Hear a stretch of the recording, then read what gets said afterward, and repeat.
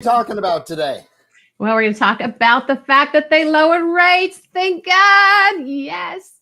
Some small business lending stats and how Paul and I do it at our shops. And also, we're going to introduce a new feature on SBA Today show called "What Would You Do?"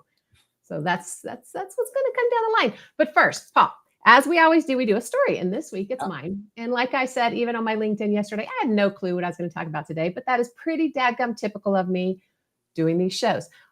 When it comes to preparedness of this, Paul is our prepared guy. I am the let's wing it, fly by the seat of my pants kind of a gal. But in other things, I'm very prepared. And so that's what I wanted to talk about today for the story. One, went on a hike last week with my team, and there's 3 of us that went. One shows up early, gets there early, waiting around for the other 2 of us, right, to come. We roll in. But as the trek gets going and stuff, you see the difference in how we showed up. One shows up on time, early, in fact, whatever, but doesn't really have a lot of extra things in the pack, if you know what I mean. Whereas the other 2 of us show up, we're like bringing out snacks for everyone. We've got the water. We've got Band-Aids. I've got extra contacts just in case, whatever. Totally prepared in our packs. So there's like the difference, right, of showing up really unprepared in a way and showing up maybe too prepared. Who can tell? But that was just one. That's the high. Then we've got a hurricane coming down to the Gulf this weekend, unfortunately. Oh. Now, my son is getting married this weekend, and my sister, my oldest sister, one of them, and her husband were coming, but they are in the Gulf. They have a big boat in Mobile Bay, and then they've got their house in Mississippi, and they're very nervous about this. Originally, it was tracking towards the Mississippi-Alabama line. Now it looks like it's tracking more towards Florida Panhandle. Hurricanes, it's Mother Nature. You don't know where the darn thing's going. What do? Do you prepare? Do you just come and think, okay, well, it's all right. It's no big deal. It's going that direction. Well, not no big deal, but you know what I mean. Yeah. Or do you actually prepare just in case? So they canceled their trip. They're not coming. It bums them out. They've been looking forward to this. But at the same time, they've got to do what they've got to do to prepare in advance for Mother Nature, just in case she shows her ugly little face there where they are.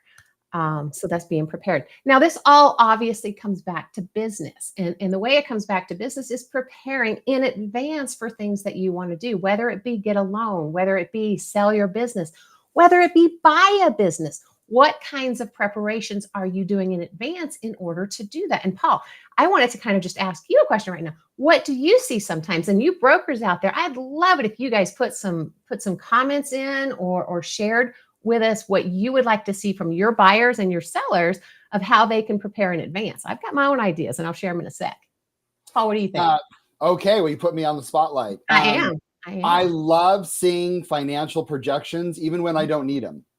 That's being prepared. What are they doing in their due diligence? That's a question I ask every single business acquisition, and that tells me a lot about the person. So those are probably the 2 things that I would look for right off the bat.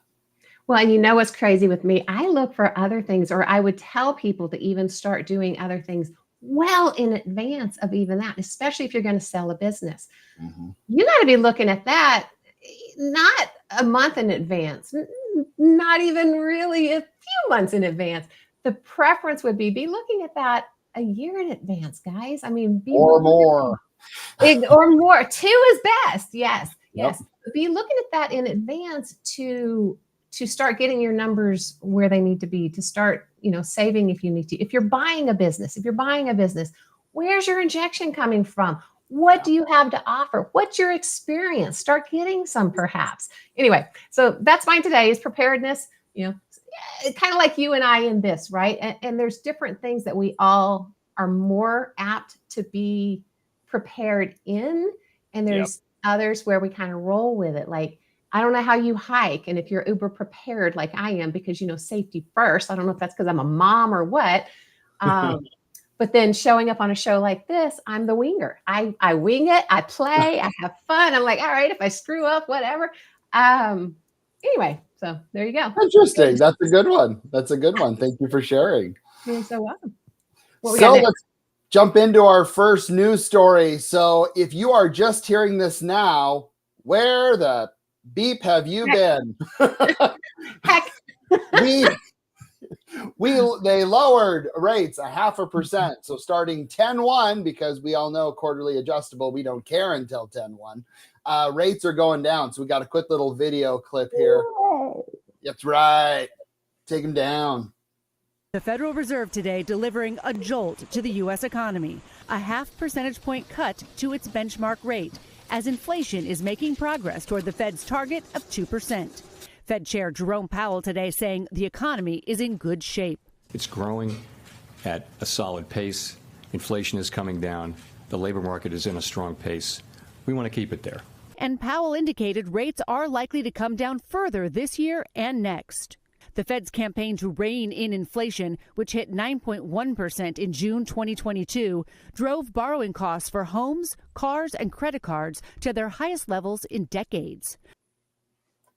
Yes, as we all know, our borrowers got a swift kick in the you-know-what for a little while. So it was really nice when I got to send out an email to all my clients saying, hey, your rate is going to change on 10/1, and the responses that I got back were really good. So it'll be interesting to see what happens. So, I mean, if they're saying rates possibly come down again, maybe this year and next on behalf of every SBA lender, hell yeah.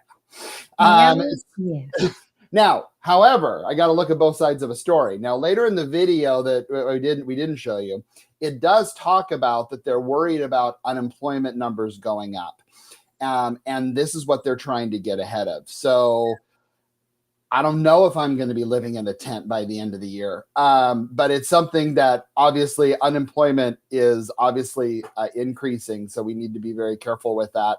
And of course, our borrowers need to be really careful on that too, because we definitely have defaults increasing, which we have talked about in the past.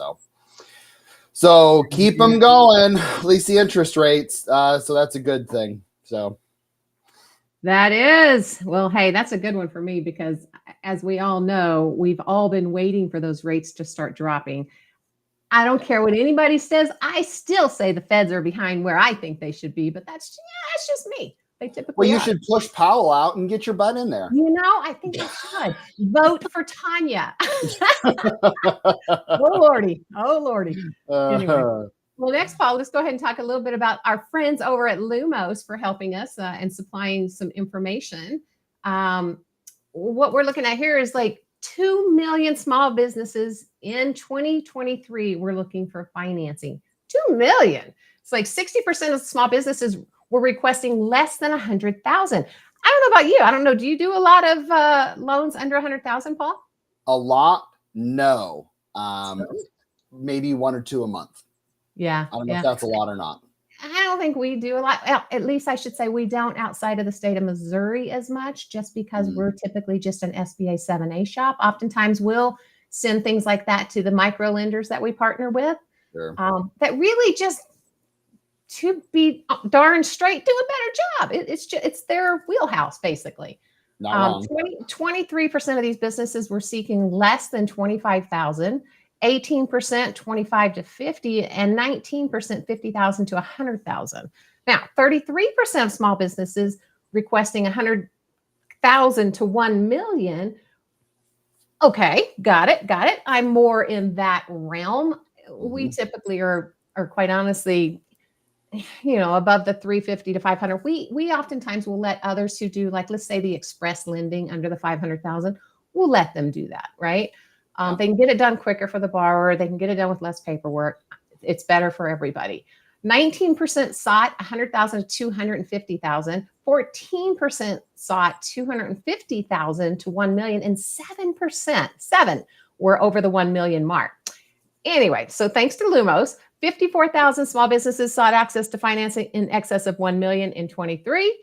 2,100,000 small businesses sought financing less than 1 million in 2023. So pretty interesting. I don't know. How do you do it at your shop over there? Well, yeah, I mean, we are a credit union, so we do need to do some small dollar lending, and we do that kind of in a a very quicker underwriting, et cetera, but cash flow is still king, as the sign says.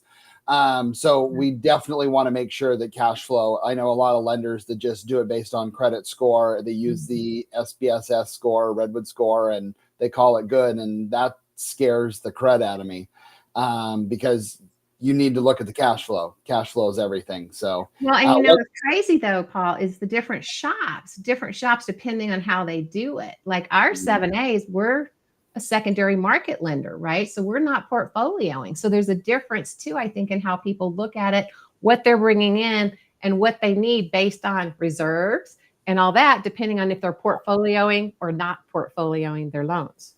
That's true. That's true. And they are not paying us to say this, but I will say it anyway. I have an appointment today with Lumos to look over their small loan credit scoring model. So, oh, nice. Cough, cough. Thank you, Lumos. Thank you, Lumos. Remember that when you're doing pricing. So, hey, show us some love. You know, sponsor the show. Well, hey, jumping into our last, I want to start doing here over our next several episodes of SBA Today. We're going to do What Would You Do? Now, if you have ever watched ABC News, What Would You Do? It's kind of like that. So I want to really appreciate Andrew Longcore with Acquisition Aficionado. I'm so proud of myself. I actually said aficionado correctly. They kind of got this idea on there. So we're going to be sharing that. So here's this week, we're just going to address two things. So these are common questions and common things that we hear during a business acquisition. Okay. So like, for example, we have never heard the statement, our business is different. Right. Okay. While every business is unique, most core business concepts apply to every business, regardless of the uniqueness. You have money, right? Your money's just as green, right? This is an owner communicating, well, we don't do that. And I'm hoping that by saying this, you will not ask me any more questions. That's the hope for our business is different. Yeah, but you know what happens? Inevitably, what happens, Paul? That means that we just ask more questions. Yeah, 100%. We've already figured this out. We just ask. What would you do? See, there you go. Yep. A shout out to my buddy Brian Harding, who's a business coach, and he always makes fun of that as well. Our business is different. Oh, you have different money than we do, and you have different books because books are different. Now, we say that kind of jokingly. Right. There's a little bits of nuances in every industry. However, you make money, you have expenses, you have net income, right? The second one, it's not about the money. The only reason to say this is because it's all about the money. Some owners will have higher priorities than the financial aspects of the transaction. That makes total sense. Mm-hmm. If they need to tell you money isn't their highest priority, it's probably because they don't want to admit it is how important it is to them. And I agree with that. Across the board, right? I mean, we can do the same thing. We all say we're different.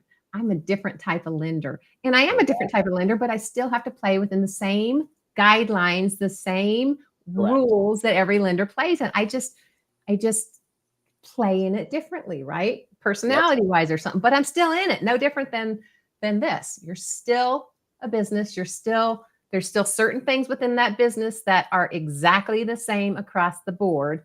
So anyway. So I mean, I think it's very interesting on those, and we'll continue to share some of these each one. Actually, I think we should change it. What would you say? Not what would you do? Sorry, my bad. But I really wanted to kind of go over these because these are things we all hear as SBA lenders. So definitely think about how you would respond to that question, or more importantly, tell us down below how you would respond to that question. Our business is different, or it's not about the money. Then if it's not about the money, then what are you doing? Absolutely. Even tell us what makes you different if you want. And if you can sell us on it, maybe we'll bring you on, or we'll have something to say about it. That's right. Anyway, well, thanks, Paul, for bringing that up. That's always a fun one. And guys, if you want the news when it breaks, or just to see us right when we break, right? Join us on Tuesdays on LinkedIn and or YouTube or any of the streaming platforms that you get your podcast on. At any time, you can catch up in the car if you want, right? Not, as Paul has said before, on the toilet. Please don't do that. It was the shower, not the toilet. Fine, shower. Put it But on it your could be shower. both. Shower's fine. If you're in Washington, Oregon, or Idaho, reach out to Paul Long there at Visa Credit Union. Or if you're in Colorado, Texas, Missouri, Florida, Arizona, Tennessee, and I'm told now, maybe North Carolina. I don't know. Anyway, and reach out to myself, Tanya Mazurek, here at Midwest Regional Bank. We'd love to help you. And don't forget our other family of podcasts, the SBA professionals out there. I know you want to see us all. So that'd be the BDO show and or Art of SBA Lending. If you've got comments for us, please reach out either via our LinkedIn and or, let's go back to this because I always get it wrong, SBA Today at artofsba.com. We'll see you guys next week. Oh, you stop it. He loves to mess with me on that. He even writes, just y'all, you got to know this, right? He writes in there, Tanya, say it fast. I'm like, anyway, all right, see y'all next week. See ya.